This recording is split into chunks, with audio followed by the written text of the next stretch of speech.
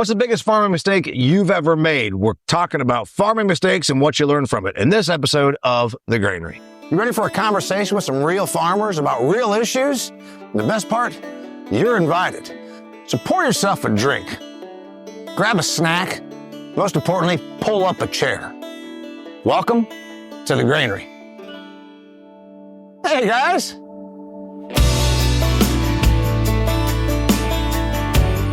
Hey there, welcome to another fantastic episode of The Granary. You know what? We do this and we want you to pull up a chair right here because we have great dialogues about stuff that you can take home to your farming operation. And you know what? It's entertaining, it's fun, it's informative, and we got a great one for you today because I've got Gavin Spoor. He's a Missouri farm guy, and he came over here to Indiana and said, I want to be on the set with The Granary and talk to people. And we're going to talk about farm mistakes he's made, experiments he's done, but more importantly, what some of the sage wisdom that he might get from Galynn Beer of AgroLiquid and Kelly Garrett of XtremeAg. By the way, AgroLiquid is sponsoring this episode of The Granary. We're very happy to have them here. If you don't know about AgroLiquid, you can go to agroliquid.com, a line of fertility products to help you farm better. Biggest farm mistake you made. I want to do this with Gavin.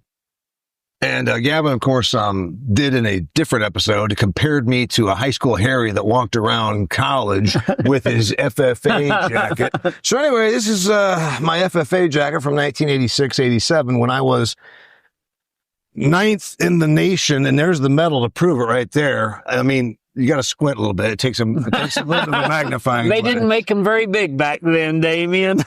All right, you've done some stuff, and you said before we started this episode, hey, the good thing is I'm not afraid of making mistakes. I don't have the burden of grandpa and dad and 5 generations before me telling me stuff won't work. You're not afraid to make mistakes. That's cool. Yep, I learn a lot very quickly, and it can be great or it can go terrible. So I've had to go both ways. Biggest mistake you've made, you've been farming since you were about 20 or 27 years old. You're going to be starting your 8th crop this year? Yeah, 8th crop. Okay, you're going to your 8th season. And 7 years prior to this, tell me a couple of the mistakes you've made, and then we'll see if these guys can have shed a little light on that. Well, mistakes I would say at the time, I didn't really know it at the time, but kind of just flinging stuff out there and going by the book of saying this is how it should be done. Because I've wasted a lot of money in a lot of places just kind of following the rules without as much education as I should have had going into it. So just not knowing what I should have done has cost me a lot of money. Well, you did what the advice was, but there's a couple of people here, and even one of them is from an agricultural inputs provider. You did something really cool last year. You said, hey, I am in the business of selling fertility, but you know what? If you did what the recommended university advice is, you're going to lose about $80 an acre on every acre you farm this year. You said that last year. Yeah.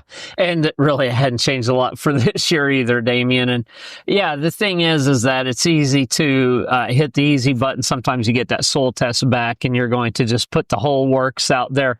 And there's an art to farming. And if there's one piece of advice I can give to Gavin, it's learn the art. Now, you're doing that over trying a few things. So you don't want to be afraid to try things, but mistakes can be costly. So you want to do them on a small scale, not do them across the whole farm. And I tried a few things in my younger day across the whole farm. And I'm like, why did I do that? You know, I could have saved myself a lot of money there. Farming's capital intensive, so just the art, that's what sets people apart. If it were easy, every 20-year-old could walk in. And obviously what you're saying is, university recommendation, agronomic, generally accepted, they talk about generally accepted accounting principles, generally acceptable agronomic and crop production principles. The thing is, sometimes it still doesn't work. Right. So what's the one that you tell me how big did you do one where like you're like, holy crap, I'm broke? Well, just scattering insane amounts of dry fertilizer on a build program going into a drought cost me a ton of money. And since all of my ground is cash rented, well, I didn't lose any of it. But if I would have lost that ground, there's a lot of money in fertilizer right down the drain I never got the benefit of. By the way, I asked him if he had this thing where he thought, oh my God, I'm going broke. You don't know our friend Matt Miles too well. About 4 to 7 times a day, he starts screaming, oh God, I'm for sure going to go broke. He is like a character in a movie that you're like, does this dude really go through this every day? 4 to 7 times a day, he is convinced that he is going to go broke. And he's going to lose it all. I mean, it's, am I wrong? No, Matt worries a bit. Actually, he goes through an array of all of the emotions most every day. He's mad, sad, glad, terrified. He goes through all of them. He's keeps life exciting. He goes to bed very tired because he uses all the emotions on the spectrum. Anyway, It keeps him grounded, I'm sure. biggest farm mistake you made, or what do you think when you hear somebody like Gavin say, "Oh, well, this is it"? I'm sitting here listening to these guys, and I talk about it, or I think about it. It's the moron method. Putting more on. Earlier in my career, farming when I'd be Gavin's age or just a little older, and you're looking at the recommendations, you're looking at what the retailers are talking about. We need more fertility. We need more seed per acre. And that it wasn't necessary. And then learning about my own farm, getting educated on what we could do and how far we could dial things back. That was the solution because of the savings without any yield loss, and in some places a yield benefit. The moron method was my biggest mistake. Yeah, because and obviously everybody in the industry wants to sell you more. Yes, that's their job. And everyone, Damian, expects people like Gavin to be responsible for his own profitability. Most of the people walking onto that farm, they figure you're watching your bottom line, so they're not going to. And you want to make sure you're getting sound advice from people that want to have you as a customer 15 years from now. Not just, hey, I'm going to see if I can get this on Gavin's farm and see if he'll go for it, and I'll worry about if he's still around 5 years from now. I will say I've also watched a lot of the people that are a couple generations deep. Well, what keeps a farm going is not necessarily what started the farm and what kept the farm. So trying to not necessarily keep up with the Joneses, but in a way, use their management methods on a farm that's just beginning and I'm just learning the ropes. That too, almost tripping over yourself trying to, in my mind, catch up with somebody who I'm not in a race with. And I've just learned that that just comes with a couple years of experience. I'm still very young, but playing that game in my own head can get you also. Yeah, don't look across the fence. Educate yourself on your own soils and your own farm. I think about the times, the years that I planted 36 or 37,000 population in my corn. And now the Come on, your seed guy tried to talk you out of that. Surely, Kelly. Surely, don't buy that much. Of course, seed. goes to the point. They're in the business of selling seed. They're in the business of selling seed. And, now my average is 28.5 and we variable rate everything. And, we'll go from 24 to 33, 34 on the variable rate, but the average 28.5, 29. And I think the plants are healthier and I think the yield's better because of it. And more importantly, you can't spin your way into prosperity. Some farmers do. We talk about this in different episodes of our Cutting the Curve podcast that we do, but you can sure as hell look at backing off your seed spend. You're spending 20% less per acre. Yes. Which is not insignificant on $350 bags of seed, right? No, it's not insignificant. On soybeans, we used to routinely plant 150,000 beans per acre. Then we would turn it down. We're down in I won't have many beans this next year, but last year, my bean population was like 98.5. Think about that's a third less soybeans. And we just kept dialing it back to see what was possible. And there's no yield penalty at all. What's interesting is we said biggest farm mistake. Those aren't the biggest, but what you're learning here is it's the art, it's the feel versus the textbook. But define biggest though. If you go years of planting 20% more seed than you need to. Biggest, when you talk about the dollars involved, tell me that's not the biggest. Yeah. I mean, you're hundreds of thousands of dollars spent on seed. Death by 1,000 cuts there. Well, you spend a few $100,000 on seed with farming, at least you take 20% of that out. Exactly. That could be the margin. Exactly. You spending too much on seed? I've not done enough side-by-sides to say yes or no, but I think I am. Well, Kelly's going to come down to Mexico, Missouri, and work with you on some of your stuff, and Galynn's going to be involved also, and Stephanie and the various other people from AgroLiquid. And you know what? I have a thing that they're going to drive up the field and say, yeah, you're planting too much. Potentially. Yeah, we haven't talked about it yet, but potentially, in a year like this year, where Galynn's talking about the fertility and the lack of profitability or lack of potential, well, fertilizer will make you profitable. I just want to. Yes, it will. But like, when I was 27 years old, I believed if I didn't put my 60, 60, 10, and 2 out of dry fertility, I was going broke and I wasn't going to raise a crop. I did believe that when I was 27, and that's not true. The soil, and if we look at it, educate ourselves on the soil, know what's in the soil, and you have a year of down markets, things like that, I believe in my soil, I can get by for a year without that part in my budget. I can save that. And then in good years, let's try to build it a little bit. And, Right. But that's different things to different people. Yeah. Where do you think that now you're looking at it and saying, guys, this is causing me to question a few things that I've been spending a little bit more on? Again, it's not catastrophic mistakes, but you're like, it's not even a mistake. It's just, I'm spending a little bit more here. I mean, that's where you start thinking, right? Yeah. And then you start to add what that is on an acre and then expand it on your whole operation. Like, that's a guy's salary that you got shaved and not necessarily hurt yourself. It could be a benefit.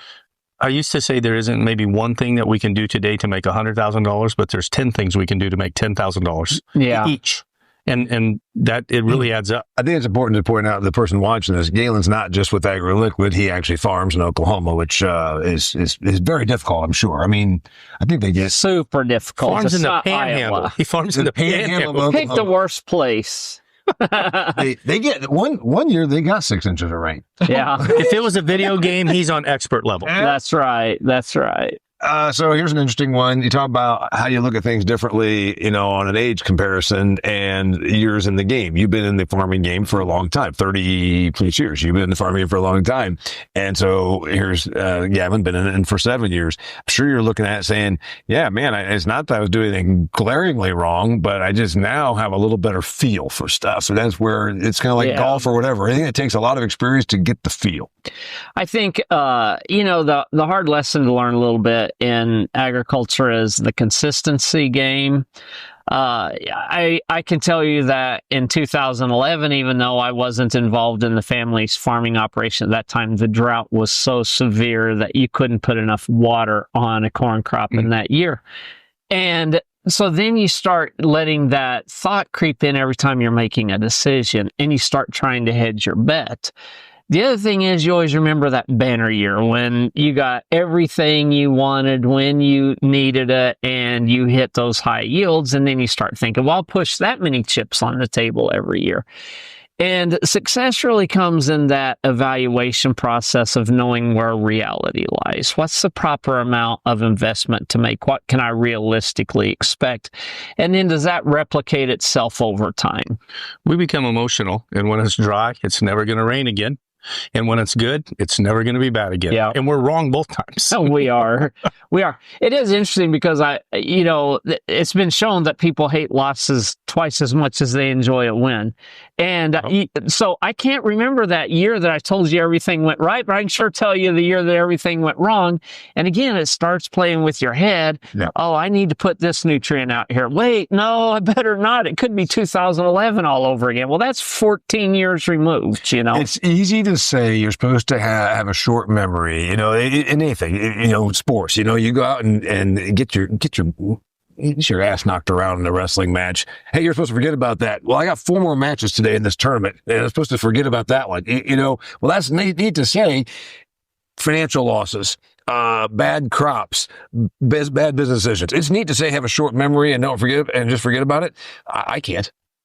No, I can't either. And all those poor souls you beat in high school with your expert soil judging skills are probably talking about it today, Damian, how you kick their butt around. You know what probably happened? I bet you a lot of them never even went and got a degree in agronomy because they said, I got beat by Mason. Clearly, this career is not for me. I was recruited by Purdue, by the way, for the soil judging team. I mean, I was recruited. Hey, can I show you my medal here, Gavin? That's my medal right there. You see, it says OKC because it was in Oklahoma. I mean, I did this in his home state. That's where I won the national championship. I've seen the plaque at Purdue that says our biggest regret, recruiting Damian Mason. No, but I wasn't on it. The biggest regret is I never went on the team. Here's a funny one that you can appreciate, all joking aside about my soil prowess.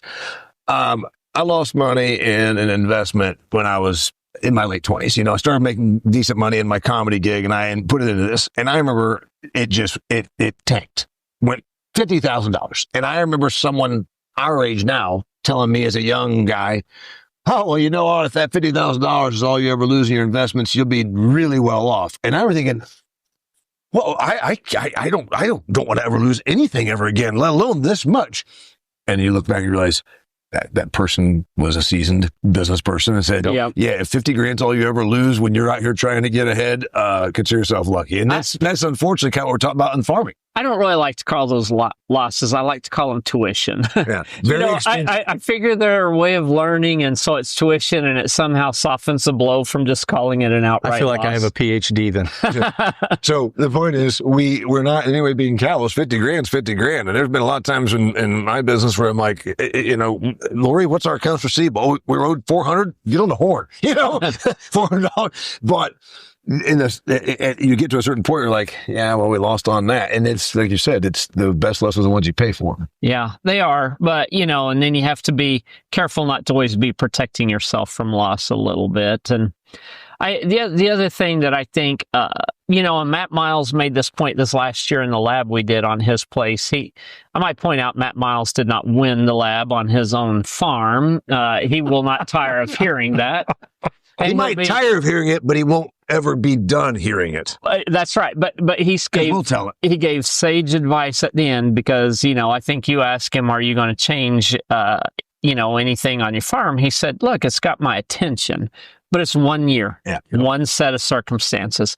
And, sometimes on our farm we'll evaluate some product that maybe we've never tried before, or some variety, and it shows out 1 year.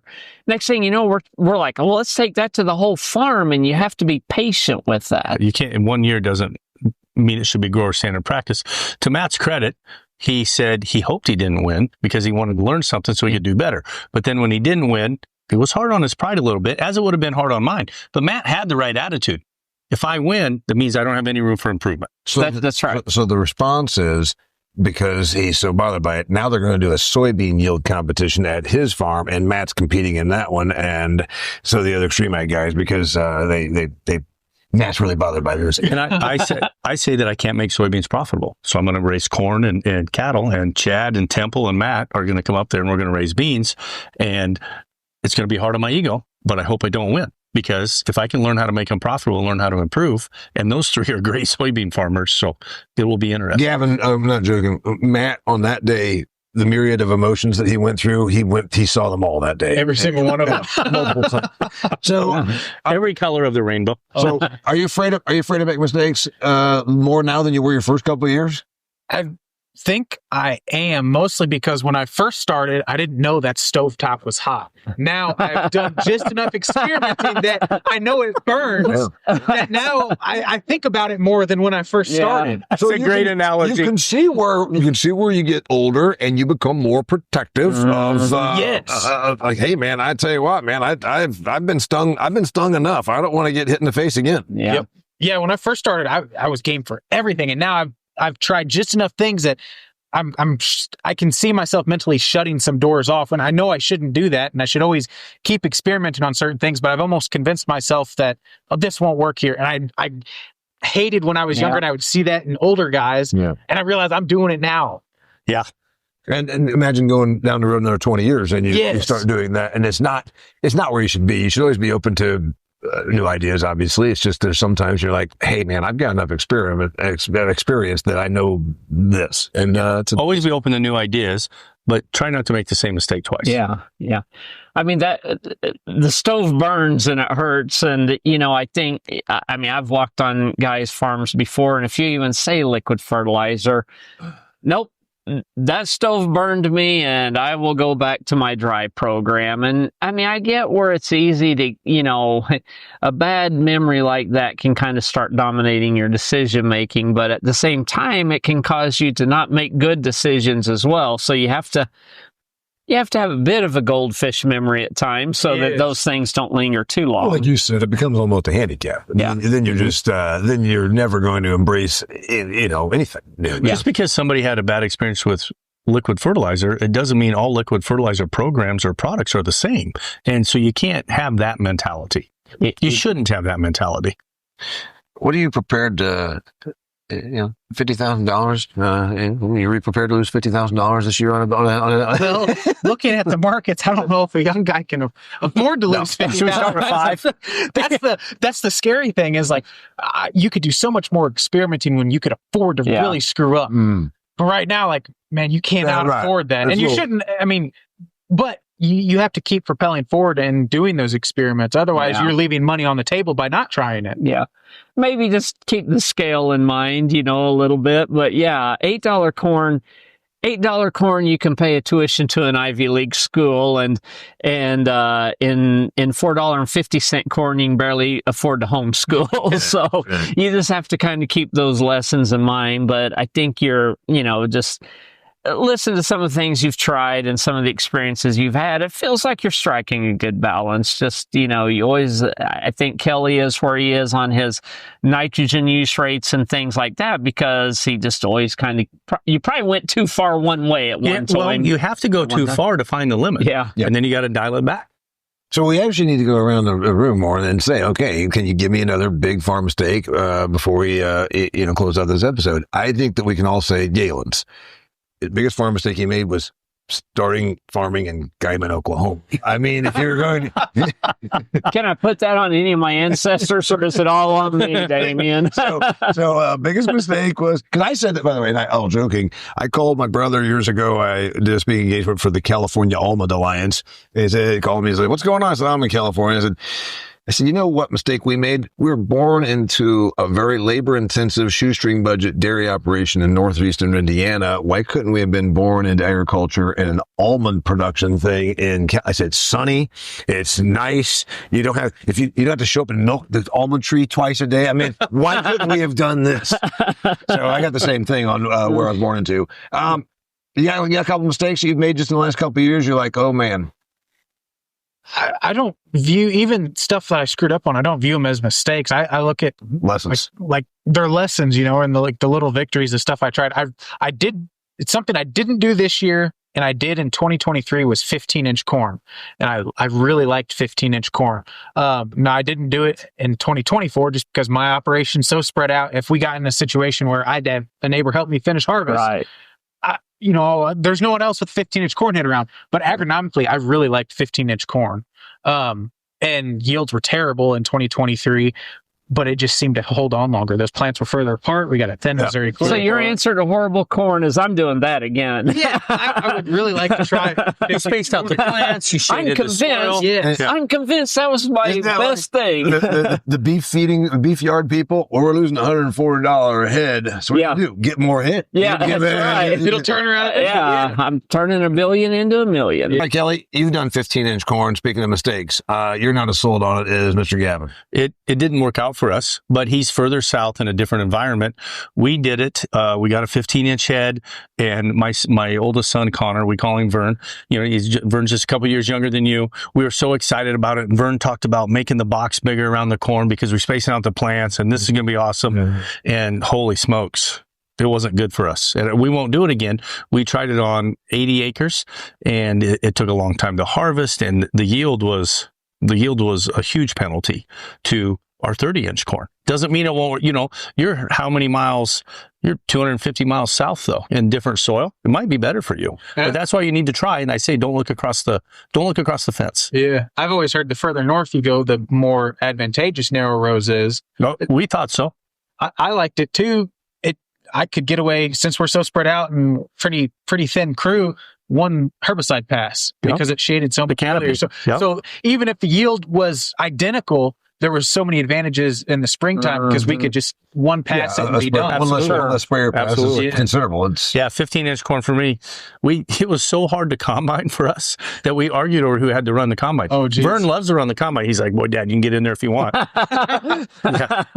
When people are trying to get off the combine, it's bad because, that's the cushiest job on the farm anymore, That's what I tell Richie and Vern that run the combine. Yeah. That's the cushy job. It is if you don't break wheels and things like that off. Yeah. But, it is. This day and age, auto steer and stuff, I'll sit on there all day long. Talking about the biggest mistakes you made on your farm and the lessons you took from them, that's the most important thing, is that you always learn from your mistakes. You know what? If you want to share your mistakes, or more importantly, hear from other people about their mistakes, you're at the right place. You're at the table here at the Granary. This episode of the Granary is brought to you by our friends at AgroLiquid. Galynn Beer is a proud employee of AgroLiquid. He's also a Galynn, Oklahoma farmer. And Well, if you're going to farm a guy in Oklahoma, you need a good job. That's right. To finance that. So anyway, that's why he's got it. You're not wrong, Damian. You want to learn more about those liquid fertility products that AgroLiquid is famous for, you can go to agroliquid.com. We got Gavin Spoor right here. He's going to be doing some teaming up with these two, in fact, at his Missouri farming operation. They're going to do some stuff in the year 2025, and we expect you to check that out. You can do that on the Cutting Curve podcast, plus from all the videos that we do at XtremeAg. You know what? This is supposed to be a cozy environment where you sit here, you pull up a chair, you grab yourself a drink, and you just join the conversation. That's what we intend to share with you. Always informative, also entertaining, and also, of course, it's real talk from real farm guys. Till next time, thanks for being here. Cheers from the Granary.